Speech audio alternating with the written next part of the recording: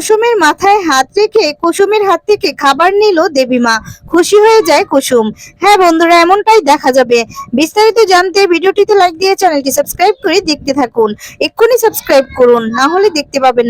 গল্পের শুরুতেই দেখা যাবে কুসুমকে গাঙ্গুলি বাড়ির রান্নার চাকরিটা আবার কুসুমের শ্বশুর মশাই মানে আয়ুষের বাবা আবার দিয়ে দেয়। আর তখন খুশি হয়ে যায় কুসুম যে আজ থেকে সে আবার রান্নাঘরটা সামলাবে।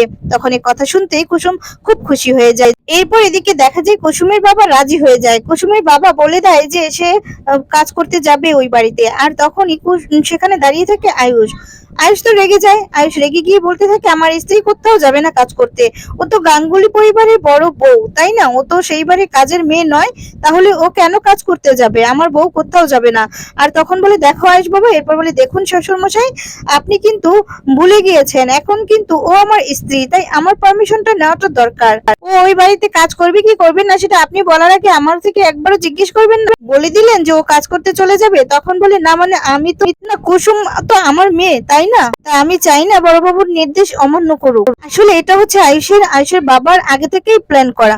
আর তখনই ওরা খুশি হয়ে যায়। তখন দেখে যে কুসুমের বাবা বলে, বড় সাহেব যেহেতু চাইছে এটা করতেই হবে। আর তখন আয়ুষ বলে, তো স্বামী চাইলে সেটাও তো আদেশটা পূরণ করতেই হবে। তখন বড় সাহেব বলে, আয়ুষ কিন্তু ঠিকই কথা বলেছে, এখন কিন্তু কুসুম আয়ুষের স্ত্রী। ঠিক আছে, পারমিশনটা আমি আয়ুষের কাছ থেকেই নিবো, তুমি বরঞ্চ কাজে যাও। এরপর কুসুমের বাবা সেখান থেকে চলে যায়। আর তখন আয়ুষ বলতে থাকে যে শ্বশুরমশাই, এরপর মাথায় ক্যাপটা রেখেই চলে যাচ্ছিল। তখন কুসুমের বাবাকে সেটা দেখা যায় আয়ুষ দিয়ে দেয়। এরপর আয়ুষের বাবা আর আয়ুষ হাসতে থাকে। কুসুম তখন বলে, কি ব্যাপারটা কি, আপনারা যে হাসছেন, কি হয়েছে? তখন বলে, আমি আমার শ্বশুর মশাইয়ের মুখটা দেখছিলাম যে ওনার মুখটা কি রকম হয়ে গিয়েছে। এভাবে যে শ্বশুর মশাইয়ের সাথে একটু মজা করলাম, তোমার ভালো লাগেনি? তখন তো কুসুম হেসে ফেলে। এরপর আয়ুষের বাবা বলে, ঠিক আছে, কাজের কথায় আসি। আর তখন বলে, কাল থেকে তাহলে তুমি আমাদের বাড়িতে কাজ করতে যাবে, ঠিক আছে? কিন্তু তুমি আমার কাছে কিন্তু কাজের মেয়ে হিসেবে নয়, আমার বড় ছেলের বউ হিসেবে কাজ করবে। আর তুমি তোমার শাশুড়ির মন জয় করে নিবে। আয়ুষ তখন বলে যে মায়ের মনটা একবার কুসুম জিতে নিয়েছিল, আমি এখনো নিশ্চিত যে সে মায়ের মনটা জিততে পারবেই। তখন এই বলে খুশি হয়ে যায় কুসুমের দিকে। কুসুম বলে, আমি পারবো। এই বলে তাদের মধ্যে কথা বলে নেয়। অন্যদিকে দেখা যাবে যে ইন্দ্রাণী গাঙ্গুলি কারোর সাথে ফোনে কথা বলছিল কাজের ব্যাপারে। আর তখনই এদিকে কুসুম মানে কুসুমের সাথে বিদায় নিয়ে আয়ুষ কাজে চলে যায় যে আমার লেট হয়ে গেছে, আমাকে ওখানে পৌঁছাতে 3 ঘন্টা সময় লাগবে। এরপর যখনই আয়ুষ যেতে লাগে, ইন্দ্রাণীর সাথে দেখা হয়। ইন্দ্রাণী তখন ফোনে কথা শেষ করেই দেখা যায় যেতে লাগবে, সেই মুহূর্তে আয়ুষের সাথে দেখা হয়ে যায়। আয়ুষ তখন দেখা করে দাঁড়িয়ে পড়ে। তারপরে দেখা যাবে আয়ুষকে এই অবস্থায় দেখে ইন্দ্রাণী মনে মনে বলতে থাকে, আজ কি না এত ভালো একটা ছেলে, এত ব্রিলিয়েন্ট একটা ছেলে, শিক্ষিত ছেলে কিনা আজকে ওই মেয়েটার জন্য, কাজের মেয়েটার জন্য আজকে তার এই হাল হলো, তাকে একটা ছোট নিচ কাজ করতে হচ্ছে। এই বলে মুখের দিকে তাকিয়ে থাকে। আর তারপর সেখান থেকে চলে যায় আয়ুষ।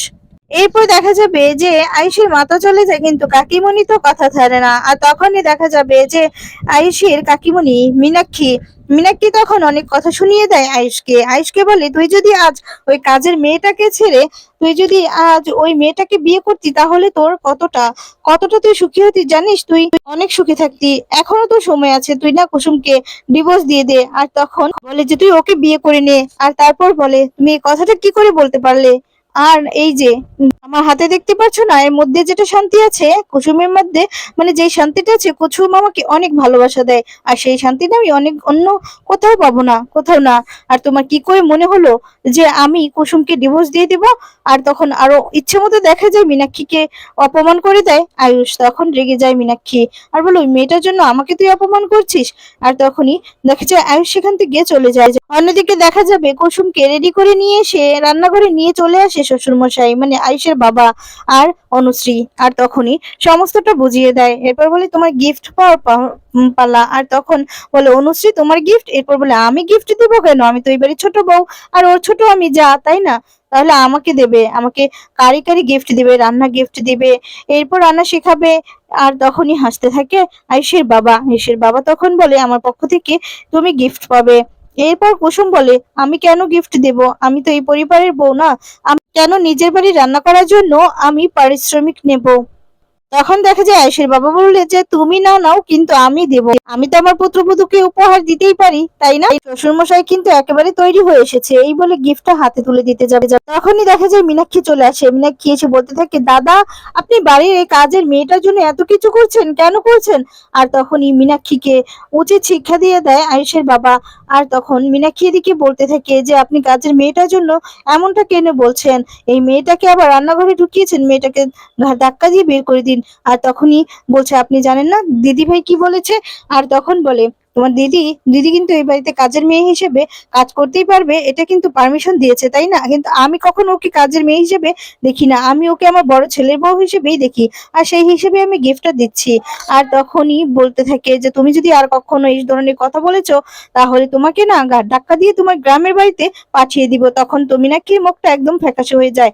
মীনাক্ষী তখন চুপ করে থাকে। মীনাক্ষী তখন মনে মনে খুব রেগে যায় আর মনে মনে বলতে থাকে যে এই কাজের মেয়েটার জন্য আমাকে দাদা এতগুলো কথা শোনালো, ওদিকে আয়ুষ আমাকে কথা শুনিয়েছে, এদিকে দাদা অপমান করছে, এর প্রতিশোধ তো আমি নেবই নেবই। আর এদিকে আয়ুষের বাবা দেখা যায় কুসুমের হাতে গিফটটা তুলে দেয়। অন্যদিকে দেখা যাবে যে আয়ুষকে ফোন করছে সেই লোকটা, যার কিনা কাজ করে সেই ম্যানেজার। তখনই বলছে যে আমি এক্ষুনি চলে আসবো, আসলে একটু দেরি হয়ে গেছে। তখন বলে একটু না অনেকটাই লেট হয়েছে, আর জানো চন্দননগরে একটা একটা ডেলিভারি দিতে হবে দোকান থেকে কেকটা কালেক্ট করে। আর তখন বলে স্যার একটা কথা বলবো, আসলে আমি না চন্দননগরেই আছি। তখন বলে যে আমাকে যদি ডিটেলস সমস্ত কিছু পাঠিয়ে দিতেন আমি কেকটা নিয়ে আমি একেবারে ডেলিভারিটা দিয়েই অফিসে আসতাম। তখন বলে ও তুমি চন্দননগরেই আছো? তখন বলে হ্যাঁ আমি সেখানেই থাকি।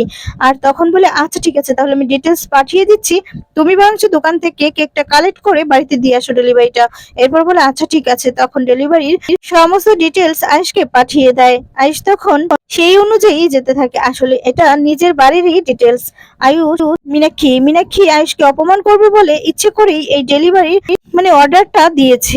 অন্যদিকে দেখা যাবে বাড়ির সবাই একসাথে বসে আছে আর কাজের ব্যাপারে কথা বলছে ইন্দ্রাণী। আর তখনই দেখা যাবে যে একটা ডেলিভারি বয় চলে আসে, আর সেটা আর কেউ নয় আয়ুষ।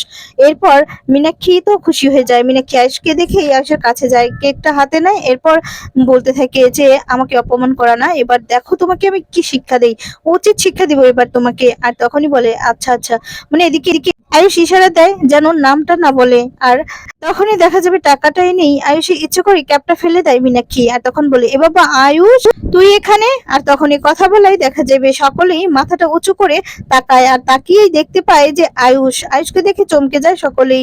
এরপর আয়ুষও অবাক হয়ে যায়, লজ্জা পেয়ে যায়। এদিকে কুসুমও দেখা যাবে খাবার নিয়ে এসেছে, আর তখন কুসুমের হাত থেকে খাবার খাবে না বলে দেয় কুসুমের শাশুড়ি ইন্দ্রাণী। আর এদিকে আয়ুষকে এই অবস্থায় দেখে ইন্দ্রাণী সহ্য করতে পারে না, কারণ কুসুমের জন্যই এখন নিজ কাজ করতে হচ্ছে, সেটা সহ্য করতে পারছে না। আর এদিকে মীনাক্ষী ভেবেছে যে আয়ুষকে অনেক অপমান করবে, সেটা ভেবেই খুব খুশি হয়ে যায়। তারপর দেখা যাবে যে কুসুম ইন্দ্রাণীর হাতে যখন ইন্দ্রাণীর কাছে খাবার নিয়ে যায়, আর তখনই ইন্দ্রাণী বলে তোমার হাতে খাবার খাওয়ার আগে যেন আমার যেন বিষ খেয়ে মরণ হয়। তখনই কথা শুনে কষ্ট পায় কুসুম। আর তখন আয়ুষের বাবা বলতে থাকে এভাবে হেরে গেলে চলবে না, তোমাকে এটা চালিয়ে যেতে হবে, মন জয় করতেই হবে। আর তখন বলে দেবী মা যতদিন না না চাইবে ততদিন আমি দেবী মায়ের কাছে আসবো না। আর তারপর দেখা যাবে আয়ুষের বাবা বলতে থাকে আমি নিশ্চিত যে তুমি পারবে তোমার শাশুড়ি মন বলাতে, একদিন না একদিন দেখবে সবকিছু ঠিক হয়ে যাবে, আর ইন্দ্রাণীও তোমার হাত থেকে খাবার খাবে। তখন কুসুমের কথা শুনে খুশি হয়ে যায়। তো বন্ধুরা এর পরবর্তীতে যদি দেখা যায় যে ইন্দ্রাণী মনটা ভালো হয়ে যায়, ইন্দ্রাণী কুসুমকে মেনে নিয়ে ইন্দ্রাণীর হাতের খাবার খায়, তাহলে ঠিক তোমাদের দেখতে কেমন লাগবে কমেন্টস করে জানিয়ে দাও। ধন্যবাদ।